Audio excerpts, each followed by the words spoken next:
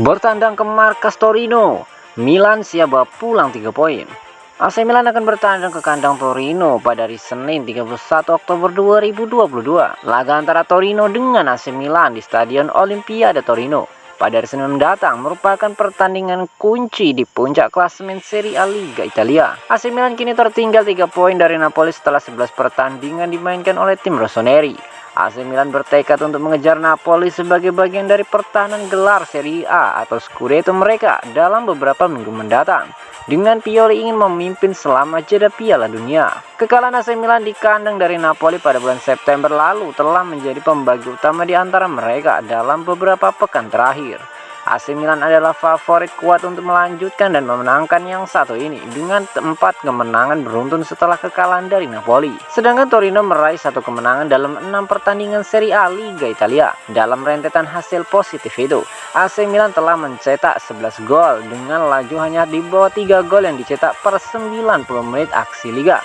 Terbaru, AC Milan berhasil meraih kemenangan tandang 4-0 atas Dinamo Zagreb dalam pertandingan Liga Champions di grup E. Meskipun performa mereka kuat, pertahanan AC Milan tidak sekokoh yang diinginkan Pioli dengan hanya 1 clean sheet dalam 7 pertandingan liga terakhir mereka. Sementara Torino telah berhasil mencetak setidaknya sekali dalam 3 dari 4 pertandingan liga terakhir mereka. AC Milan harus menjaga momentum kemenangan mereka jika mereka ingin menuju Piala Dunia di posisi yang kuat di kompetisi domestik di depan penantang gelar mereka.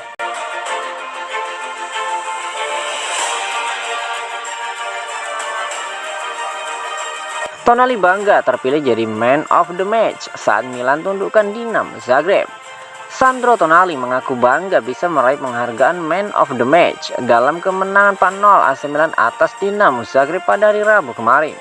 Rossoneri berhasil meraih kemenangan besar atas Dinamo Zagreb yang membuat mereka naik ke peringkat 2 klasemen grup E setelah RB Salzburg dikalahkan Chelsea di kandang. Alhasil, hasil imbang melawan wakil Austria pekan depan sudah cukup membawa raksasa Serie A tersebut masuk ke babak knockout. Tonali lantas berbicara kepada Milan TV pada akhir laga dengan trofi di tangannya setelah performa luar biasanya di ibu kota Kroasia. Kami telah menyiapkan pertandingan ini hanya dengan satu cara, yakni untuk menang. Tidak ada alternatif lain. Kami tahu bahwa lapangan ini sulit, tetapi dengan stadion yang indah untuk memainkan pertandingan, itu sangat normal. Kami berubah dan kami menyadari bahwa kami harus mempertahankan bola, memenangkan pertandingan dan mencetak gol sesegera mungkin. Ungkap dari Tonali. Terkait penghargaan Man of the Match, Tonali menambahkan, "Saya bangga dan senang dengan penghargaan ini. Kami harus memastikan bahwa kami bisa memainkan setiap pertandingan dengan kegigihan ini dan keinginan untuk menang ini. Hari ini kami mungkin bisa mencetak lebih banyak gol, tetapi ini adalah performa positif dari semua orang." Tutup dari Sandro Tonali.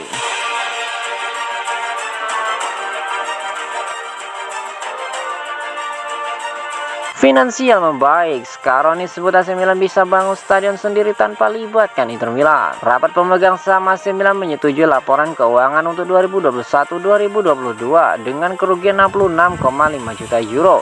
Sementara Presiden Paolo Scaroni mengungkapkan bahwa Rossoneri dapat membangun stadion baru mereka sendiri. Rossoneri terus meningkatkan finansial mereka mengingat bahwa klub sempat mencatat kerugian 194 juta euro pada musim 2019-2020 dan 96,4 juta euro pada musim 2020-2021 kemarin. Pagi ini, rapat pemegang saham klub menyetujui bahwa hasil keuangan untuk musim 2021-2022 mencatat kerugian 66,5 juta euro.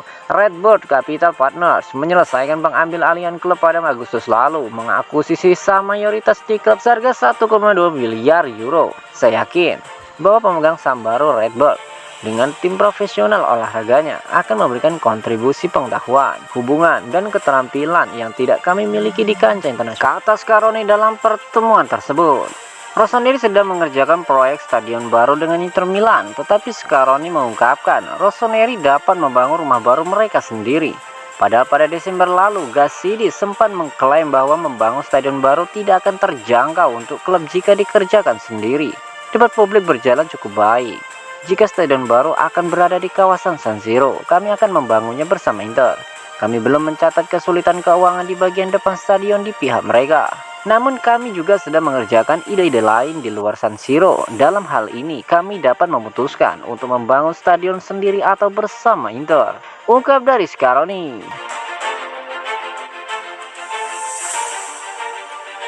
Gabbia sebut gol perdananya untuk Milan sebagai mimpi yang jadi nyata. Matteo Gabbia menyebut gol perdananya untuk AC Milan sebagai mimpi yang menjadi nyata saat membuka keunggulan klub dalam kemenangan 4-0 mereka atas Dinamo Zagreb pada Rabu kemarin. Hanya sekitar 5 menit sebelum turun minum di Stadion Maksimir, Rossoneri berhasil unggul dan kali ini berasal dari bola mati yang cukup jarang terjadi. Sebuah tendangan bebas sempurna dari Sandro Tonali disambut oleh Gabbia yang tandukannya tak mampu dijangkau Livakovic yang lantas menjadi gol perdananya untuk klub. Gabbia pun berbicara kepada Milan TV setelah pertandingan untuk mengungkapkan emosinya setelah momen yang sangat spesial bersama Rossoneri. Malam ini akan tetap terngiang dalam benak saya. Ini adalah gol kedua dalam karir saya setelah yang pertama di Serie C bersama Lucchese.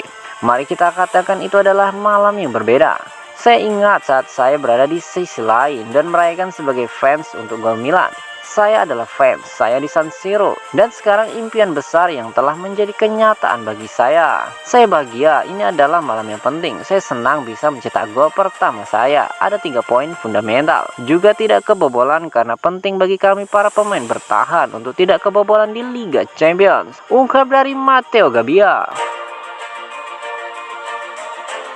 Milan ingin biayai transfer duo Chelsea dengan bonus dari Liga Champions. AC Milan dikabarkan ingin membiayai transfer dua penyerang Chelsea, Hakim Ziyech dan Armando Broja dengan bonus yang diperoleh dari Liga Champions. Selain kebanggaan menjadi 16 tim terbaik di Eropa, terdapat aspek finansial yang agaknya menjadi motivasi Rossoneri untuk bisa menembus babak knockout Liga Champions. Meraih kemenangan di Stadion Maksimir melawan Dinamo Zagreb tentunya akan memberikan suntikan besar pada peluang raksasa Serie A tersebut lolos ke fase 16 besar, mengingat mereka akan sepenuhnya memegang takdir di tangan mereka sendiri jelang laga penyisian grup kontra Red Bull Salzburg pekan depan. Calcio Mercato menyebutkan bahwa pasukan Stefano Pioli sangat ingin melaju ke fase berikutnya di Eropa setelah finish sebagai juru kunci grup musim lalu. Hal tersebut juga lantaran rencana untuk proyek olahraga dan mencapai babak knockout akan memberikan angin segar pada pendapatan mereka di kompetisi tersebut. Musim ini hingga mencapai 60 juta euro atau setara dengan 930